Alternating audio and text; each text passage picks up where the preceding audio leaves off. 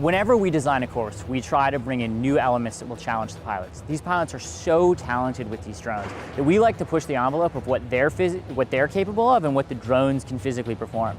We always bring in something new. Here in London, we're very excited to introduce what we're calling the Champions Loop, which is a huge 360-degree loop the drones need to go through in this gorgeous cathedral ceiling here at Alexandra Palace. No one's ever seen that in a drone race before, so it's the first time the pilots saw it, it's the first time the audience will see it, and it'll be very interesting to see how they fly it. The flight maneuver is called a power loop, and it's where you pull the drone all the way over in a loop and come back out.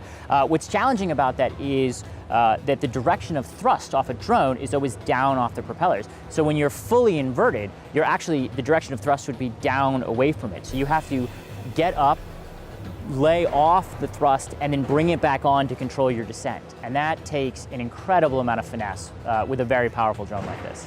It's probably not the hardest course that DRL has ever put together, but it's going to reward the pilots that can fly it the most technically efficiently, right?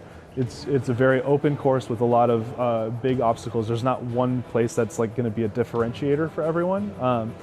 What I've been noticing when I've been watching through the goggles is that some of the gates are harder to see in the contrasting daylight to inside. So like this gate here on the corner on the back turn is very hard to see. So you kind of have to memorize where it is. You have to memorize your altitude. You have to memorize your turn line to come through it without cracking into anything. There's this main room, there's this next room, and then there's the far room. When you go from the middle room, which is actually the darkest room, into that far room, which is the lightest room, the camera takes a while to adjust. So you actually come through it totally blind because everything's whited out and you can't see where you're going. And so you have to remember that where certain obstacles are so you can make that turn without having to lose so much time that other people are passing you. The gravity gate is also in that back room, and instead of taking it down, you actually take it up, but then you have to immediately do a corkscrew maneuver and come back through the door into the middle room.